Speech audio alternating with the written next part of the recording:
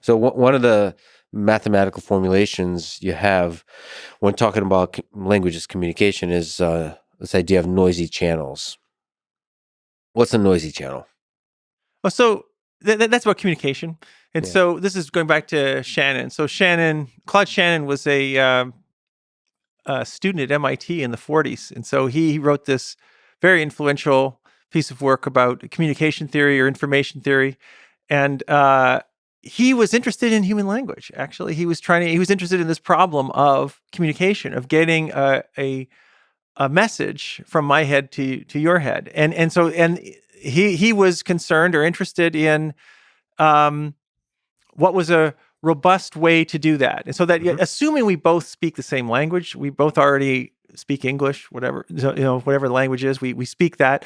What is a way that I can say the language so that it's most likely to get the signal that I want to you? And then the problem there in the communication is the noisy channel, is that there's a lot of noise in this system. I don't speak perfectly. I make errors. That's noise.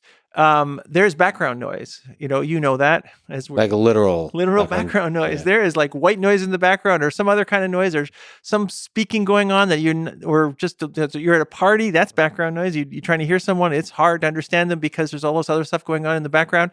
And then there's noise on the communication on the receiver side, so that you have some problem maybe understanding me for stuff that's just internal to you in some way. So you've got some other problems, whatever, with understanding for whatever reasons. Maybe you've had too much to drink. Who knows why you're not able to pay attention to the signal. So that's the noisy channel. And so that language, if it's a communication system, we are trying to optimize, in some sense, the passing of the message from one side to the other. And one idea is that maybe, aspects of like word order, for example, might have optimized in some way to make language a little more easy to be passed from speaker to listener. And so Shannon's the guy that did this stuff way back in the 40s. He, it's very interesting. Historically, he was interested in working in linguistics. He was at MIT, and this was his master's thesis of all things. It's crazy how much he did for his master's thesis in 1948, I think, or 49 something. And he wanted to keep working in language, and it just wasn't a popular communication as a source for what language wasn't popular at the time. So Chomsky was moving in there. He just wasn't able to get a handle there, I think. And so he moved to Bell Labs and worked on communication from a mathematical point of view, and was did all kinds of amazing work. And so he's just more on the signal side versus like the language side. Yeah. Yeah, it would have been interesting to see if he pursued the language side. Yeah, that's really interesting. Yeah, he was interested in that. His examples in the 40s are kind of like they're very language-like things. Yeah, we can kind of show that there's a noisy channel process going on in when you're listening to me. You can often sort of guess what I meant by what what you think I meant given what I said. And I mean, with respect to sort of why language looks the way it does, there might be sort of, as I alluded to, there might be ways in which word order is somewhat optimized because of the noisy channel in some way.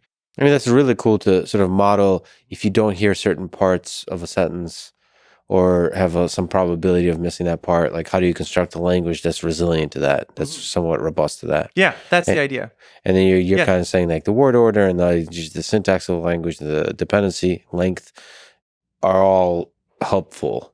Yeah, well, the dependency length is really about memory. Really, I think that's like about sort of what's easier or harder to produce in some way. Right. And these other ideas are about sort of robustness to communication. So the problem of potential loss of signal due to noise. Yeah. It's so so there may be aspects of word order which is somewhat optimized for that. And we have this one guess in that direction. And these are kind of just so stories. I have to be pretty frank. They're not. Like, I can't show this is true. All we can do is like look at the current languages of the world. This is we can't sort of see how languages change or anything because we've got these snapshots of a few, 100 or a few thousand languages. We can't do the right kinds of modifications to test these things experimentally. And so, so just take this with a grain of salt. Okay, from here, this stuff, the dependency stuff, I'm much more solid on. I'm like, here's what the lengths are, and here's what's hard, and here's what's easy, and this is a reasonable structure. I think I'm pretty reasonable. Mm-hmm. Here's like why why does the word order look the way it does? We're now into shaky territory, but it's kind of cool. But we're talking about, just to be clear, we're talking about maybe just actually the sounds of communication. Like you and I are sitting in the bar, it's very loud, and you model with a noisy channel the loudness, the noise, and we have the signal that's coming across. And you're saying word order might have something to do with optimizing that when there's presence of noise. Yes.